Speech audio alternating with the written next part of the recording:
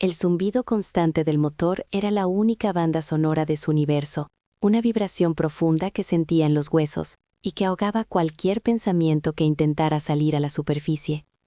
Kilómetro tras kilómetro, la cinta de asfalto se desenrollaba ante él, una promesa vacía de un destino que ya no le importaba. Las líneas blancas de la carretera desfilaban en una hipnótica procesión, marcando un tiempo que para él se había detenido mucho tiempo atrás. La cabina de su camión era a la vez un santuario y una celda, un pequeño mundo de metal y cristal que lo aislaba de todo lo demás, o al menos de todo lo que podía ver. Arturo ya no contaba los días, solo los amaneceres y los ocasos que teñían el cielo de colores que ya no sabía apreciar.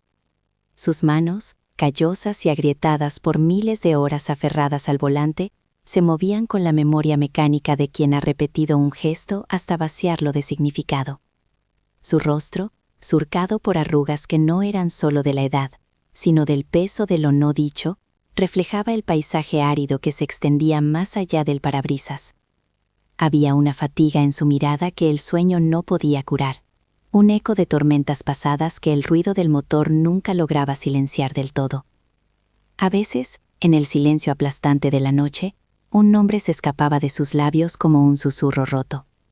Elena. El nombre flotaba en el aire denso de la cabina, mezclándose con el olor a café rancio y a diésel, y por un instante, el peso en su pecho se volvía tan real que le costaba respirar. En la visera del copiloto, un dibujo infantil sujeto con cinta adhesiva se había descolorido por el sol. Un sol amarillo con una sonrisa torcida, y una pequeña figura de la mano. Lo miraba de reojo, como quien mira una herida que se niega a cerrar. Un recordatorio perpetuo de que huir hacia adelante no es lo mismo que avanzar. La noche caía como un telón negro sobre el desierto, devorando el horizonte y reduciendo el mundo al túnel de luz que proyectaban sus faros. En esa oscuridad, la soledad se hacía más densa, más palpable.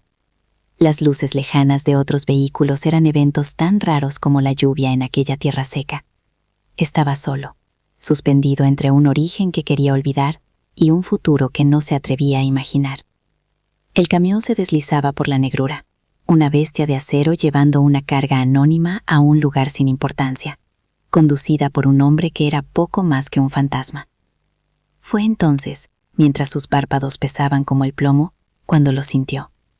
No fue un sonido, ni una visión clara, sino una perturbación en el aire, un frío repentino que no tenía que ver con la temperatura exterior. Levantó la vista hacia el espejo retrovisor, esperando ver solo la lona oscura de su remolque. Pero por una fracción de segundo, bajo la luz pálida de una luna lejana, le pareció distinguir una forma erguida sobre la carga, una silueta recortada contra el cielo estrellado, que no debería, bajo ninguna circunstancia, estar allí. Parpadeó, el corazón martillando contra sus costillas, y miró de nuevo. No había nada, solo la carretera vacía y el eco de su propia respiración agitada. El cansancio juega malas pasadas. La mente, agotada, proyecta sombras donde no las hay. Eso fue lo que Arturo se repitió, una y otra vez, como un mantra para ahuyentar el pánico que le atenazaba la garganta. Se aferró al volante con más fuerza, clavando la vista en el cono de luz que se abría paso en la negrura. Pero la sensación no se marchaba.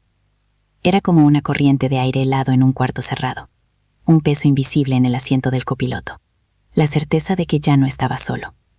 Sus ojos saltaban al retrovisor cada pocos segundos, buscando, temiendo encontrar, la silueta que había jurado ver, pero solo encontraba la lona negra de su carga y la interminable noche. Intentó encender la radio, buscando una voz humana que rompiera el hechizo, pero solo consiguió el silbido de la estática, un sonido que hacía la soledad aún más grande. La dejó así, un siseo blanco que llenaba en vacío. Y entonces, a través de la estática, algo comenzó a filtrarse. No era una emisora, no era una canción. Era una melodía débil, una caja de música desafinada que tocaba unas pocas notas una y otra vez. Una nana. La misma que él solía tararear para que su pequeña se durmiera, la que su mujer, Elena, le cantaba a él en las noches de insomnio. El corazón se le detuvo. El aire se volvió espeso, imposible de respirar. Y al mirar por la ventanilla lateral, la vio. No era una sombra lejana en el retrovisor. Estaba allí, justo al lado de la cabina, corriendo a la par del gigante de acero. Una figura pequeña, etérea, con los contornos borrosos por la velocidad, pero inconfundible. Un vestido claro que ondeaba como humo, un cabello oscuro flotando en el aire. No podía ver su rostro, pero no lo necesitaba. Un grito ahogado se rompió en su pecho, y giró el volante instintivamente, un bandazo violento que hizo chirriar los neumáticos sobre el asfalto. El camión se tambaleó, el remolque se balanceó peligrosamente detrás de él, amenazando con arrastrarlo al abismo del arcén. Luchó con la dirección, sus músculos tensos, el sudor frío perlando su frente, hasta que consiguió enderezar la mole de metal y frenar en seco en medio de la carretera desierta. El motor se había callado, y en ese silencio abrumador, Arturo comprendió que la carretera ya no era un escondite. El fantasma no estaba en el desierto, ni sobre su carga. Había estado siempre allí, sentado a su lado, encerrado con él en esa cabina. La huida había terminado. Miró el dibujo infantil en la visera, la sonrisa torcida del sol, la pequeña figura de la mano. Ya no era un recordatorio borroso, era una acusación. La música se había detenido, la figura se había desvanecido, pero su presencia era más real que nunca. Abrió la puerta de la cabina y el aire frío de la noche le golpeó el rostro como una bofetada de realidad. Por primera vez en años, no puso el camión en marcha para seguir adelante. Por primera vez, se bajó para enfrentar la oscuridad que le esperaba fuera.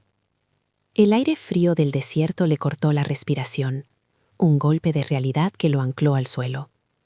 El silencio, tras el rugido incesante del motor, era un océano denso y profundo en el que flotaban los latidos de su propio corazón. Ya no había huida posible. Con un movimiento lento, casi ceremonial, caminó hacia la parte trasera del camión, sus botas crujiendo sobre el asfalto abandonado. Cada paso era un esfuerzo, una lucha contra el instinto de volver a la cabina y pisar el acelerador hasta el fin del mundo. Se hizo sobre el remolque, sus manos buscando en la oscuridad de la lona algún rastro, alguna prueba de que no había perdido la razón. No encontró nada, ni una huella ni un desgarro, solo el tacto áspero y frío de la tela.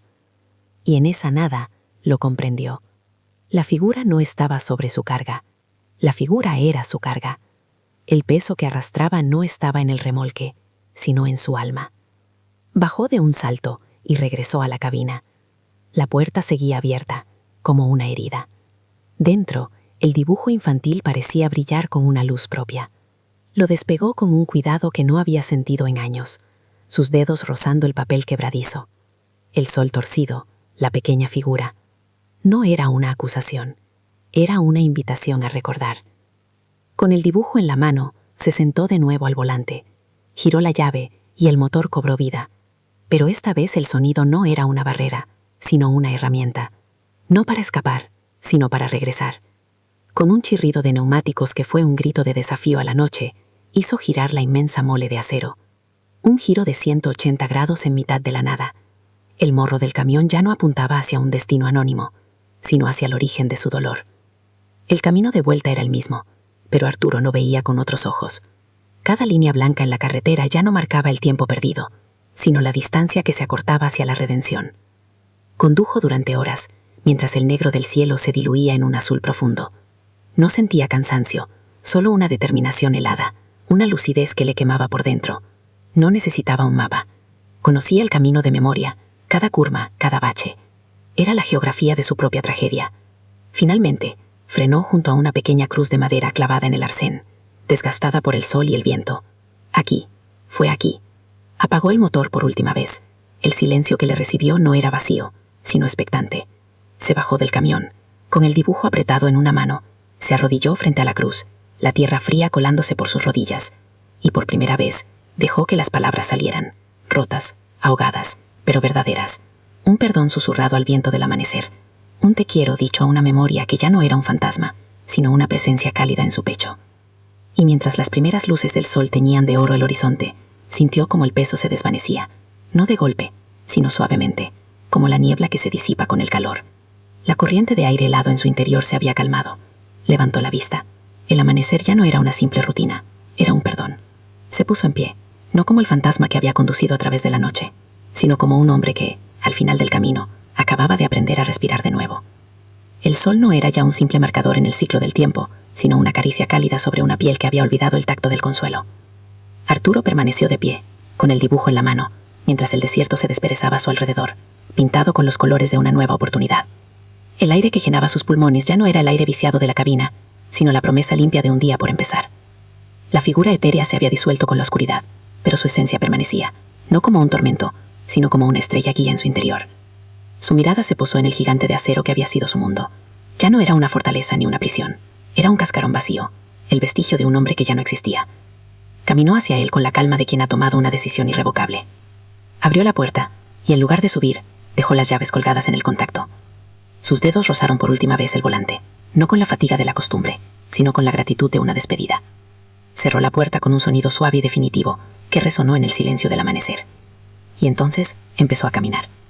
Dejó el camión atrás, una montaña de metal que se hacía más y más pequeña en el espejo de la carretera.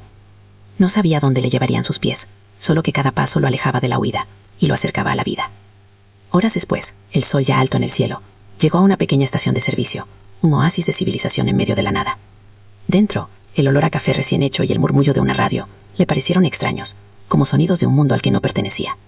Se acercó a un viejo teléfono público que colgaba de la pared. Sus manos temblaban ligeramente mientras buscaba en sus bolsillos unas monedas.